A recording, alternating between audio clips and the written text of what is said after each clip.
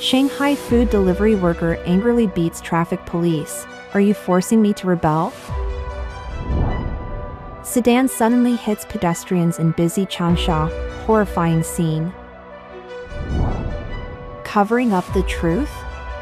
Entire village disappears, but officials claim only 30 missing in Sichuan floods. China's teacher iron rice bowl shattered lifetime employment to end. China issues emergency notices to investigate overseas study tours, confusing parents. It's all covered in today's China Truths. Shanghai food delivery worker confronts traffic police. Are you forcing me to rebel? The survival pressure on the lower classes in China is increasing, and they continue to be oppressed by the authorities. On July 21st, a video circulated online showing two traffic police officers stopping a food delivery worker on a street in Shanghai. One of the officers first grabbed the delivery worker's phone. The delivery worker questioned, "Why are you taking my phone?" The police officer arrogantly responded, "Who allowed you to take pictures?" The delivery worker then snatched his phone back from the officer. The officer then walked over to the delivery worker's electric bike, removed the keys, and seemingly intended to confiscate the bike. The delivery worker finally erupted, throwing the officer to the ground and pinning him down. While doing this, he angrily shouted, "Are you forcing me to rebel? Are you pushing me?" Some netizens commented that the two officers were auxiliary police who were stopping the electric bike for inspection. Since they do not have law enforcement authority, the delivery worker did not comply. The two auxiliary police officers tried to stall for time, waiting for official police to handle the situation, which resulted in the delivery worker being pushed to his limit. Due to severe industry competition, food delivery workers in mainland China often race against time to complete orders. If traffic police confiscate their electric bikes, it effectively deprives them of their livelihood. Videos of delivery workers either bowing to traffic police or violently resisting often circulate on mainland Chinese internet. The video of the delivery worker shouting "Forcing me to rebel" has garnered much sympathy from netizens on the overseas platform X. Netizens have condemned the situation, saying this is a case of officials forcing the people to rebel. Netizens commented, "Police abuse their power and do whatever they want, people can't bear it anymore, they're being forced to rebel. Where there is oppression, there will be rebellion." As China's economy continues to decline, the survival of the lower classes becomes increasingly difficult, with more frequent tragic incidents occurring nationwide. At the same time, there are more cases of violent resistance from the public in conflicts between officials and citizens. Sedan suddenly hits pedestrians in busy Changsha. Horrifying scene. Multiple X-users shared video footage showing a car accident at Wui Square, Changsha, on the evening of July 21st. A black sedan suddenly rushed toward pedestrians, knocking several people down, with some trapped under the car, causing chaos at the scene. One user stated, "The black new energy vehicle hit over 10 people, possibly killing 2. It is highly likely the driver was seeking revenge on society." The video shows that at an intersection, as a large group of pedestrians crossed the street when the green light appeared, a black sedan suddenly started and sped into the crowd, knocking many people down. A man helped a woman sit on the ground, while another woman in a white dress lay on the ground to the right of the black car, with fresh blood on her right shoulder. A large crowd of onlookers was present at the scene. On July 22nd, the Changsha Public Security Bureau's Traffic Police Brigade released a police report stating that at 8:47 p.m. on July 21st, a sedan with the license plate number Xiang ADH 7367, while traveling from east to west on Jifeng Road to Huangsheng Road, suddenly ran a red light while waiting for the green light, hitting pedestrians on the crosswalk and a vehicle parked on the side of the road. This caused injuries to 8 people, including 2 with severe injuries, 1 with moderately severe injuries, and 5 with minor injuries. The driver, Liu Mohui, male, 47 years old, with no prior criminal record, has been detained by the police. Drunk driving and drug driving have been ruled out. Preliminary investigations revealed that Liu Mohui is a driver for a ride-hailing service of a car rental company in Changsha. The dashcam footage showed that while waiting for the green light, he turned to clear items from the back seat, causing the vehicle to lose control.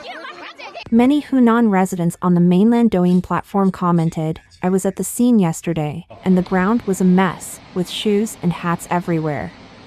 Half of Changsha's traffic police were there. Luckily, the white car blocked some of it, otherwise, it would have rushed further into the crowd. The ride-hailing driver can't afford to compensate for this.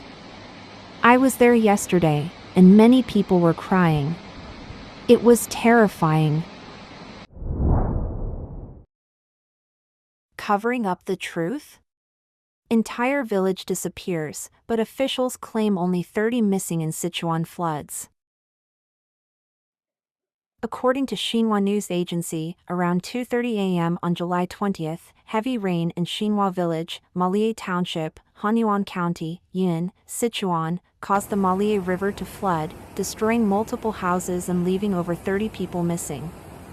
The disaster affected 1,524 people, severely damaged over 40 houses, damaged 60 kilometers of roads, and caused partial communication breakdowns in Malie Township.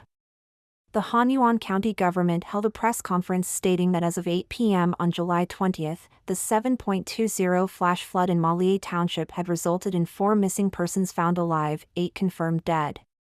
However, on July 22nd, former Chinese journalist Zhao Longjian released a statement pointing out, "If any external news media are concerned about this incident, remember to mention that the entire village was completely destroyed and washed away by the mudslide." The internal news reports downplayed it. "I'm speaking out on behalf of the victims, as requested by a friend. The entire village was destroyed and completely disappeared," likely referring to Xinhua Village. On July 21, Mr. Zhao Longjian had already released information accusing Hanyuan officials of covering up the mudslide truth, saying the government lied about the 30 missing people, when in reality, the entire village disappeared, completely washed away by the flash flood and mudslide. Journalist Zhao Longjian further explained that a friend told him a village in Hanyuan was completely destroyed by a mudslide, while news media and social media both inside and outside China are covering up the truth. No one is paying attention.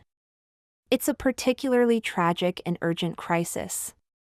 Mr. Zhao pointed out that Hanyuan authorities were already behaving unscrupulously 14 years ago.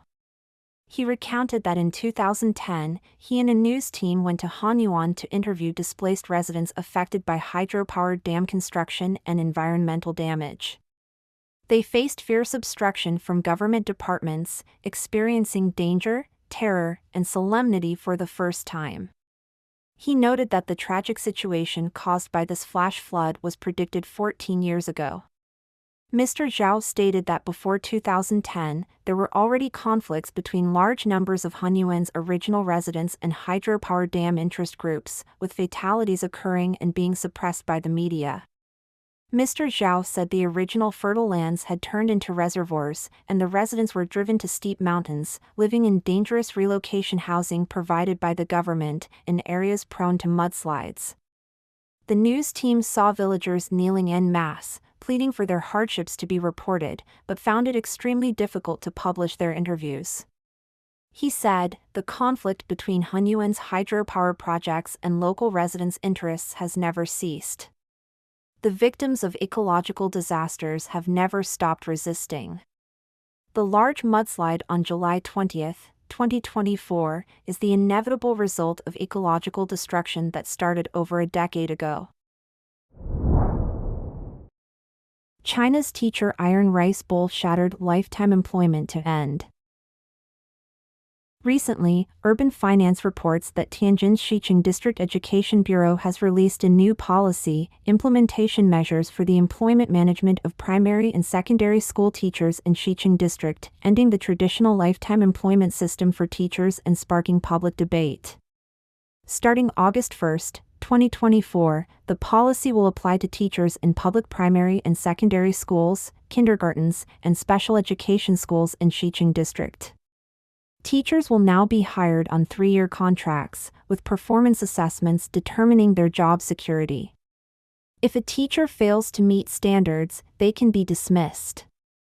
This move, which converts permanent teaching positions to contract-based ones, is also happening in cities like Ningbo, Beijing, and Xiamen, reflecting an ongoing trend in the education sector. The reform in Sichuan district is driven by a significant surplus of teachers. In 2023, there were 18.9178 million full-time teachers in China, an increase of 114,200 from the previous year. However, the number of newborns has been declining since 2016, leading to fewer students. In 2023, the number of newborns was only half of the peak in 2016, causing a gradual reduction in student numbers. This decline has already impacted kindergartens, with a significant decrease in both student numbers and the number of kindergartens. The trend is now extending to primary schools, as the number of primary school students begins to drop. In the northeastern region, the population decline has led to a severe shortage of primary school students. From 2013 to 2022, Heilongjiang, Jilin, and Liaoning lost thousands of primary schools due to the decreasing number of students. China's rapidly declining population suggests that the student shortage will spread nationwide. The transition to contract-based employment for teachers in cities like Tianjin, Ningbo, and Beijing is a preparation for this upcoming challenge. China issues emergency notices to investigate overseas study tours, confusing parents. As the summer vacation approaches, many Chinese parents choose overseas study camps for their children to experience an authentic English environment. However, recent reports indicate that, in order to prevent hidden ideological risks and to rectify content that promotes Western political systems and glorifies Western civilization, multiple regions in China have issued emergency notices requiring an investigation into the participation of primary and secondary school students in overseas study tours.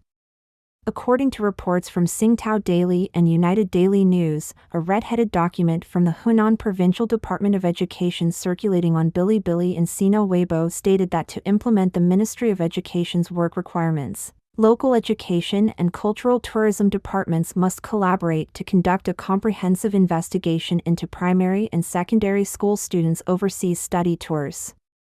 The notice, issued on July 10, also mentioned that primary and secondary schools must submit their proposed study tour plans to the Education Department for review. Schools are also required to remind parents to be cautious when choosing overseas study tours, cultural exchanges, English learning programs, and summer camps for their children. Another emergency notice from the Shenyang City Education Bureau similarly emphasized strengthening the prevention of ideological risks and enhancing the regulatory management of overseas study programs for primary and secondary students. The self-media public account ATT Research pointed out in a July 14 post that parents in Shanghai, Gansu, Hebei, Guangxi, and other regions have received similar notices. Red-headed document is a common term referring to administrative normative documents legally issued by administrative organs to unspecified citizens and organizations, which are binding on the public and relate to their rights and obligations. A parent in Shanghai recently received a mass notification from the school's homeroom teacher stating, "On behalf of the school, I remind everyone to be cautious about overseas study tours and other activities, and not to sign children up for teaching and study activities organized by various agencies. If there are similar situations, promptly inform the school through the homeroom teacher." The parent commented, "Although I have always been cautious about overseas study tours, this is the first time I've seen an official statement." What happened? Does anyone know? In the comment section of the post, a parent from Changsha mentioned that the school issued 2 notices, specifically naming a study tour organization, and reminded parents who have participated to urgently contact the homeroom teacher, saying, "I don't know what happened." After the post was shared on NetEase, many netizens commented, "Without seeing the world, how can one have a global perspective? Children should go out early to see the real world and form a reasonable worldview. Otherwise, they won't be able to distinguish ill intentions." Panicking over nothing, what are they afraid of? The tone increasingly resembles the Gang of Four in Cultural Revolution era.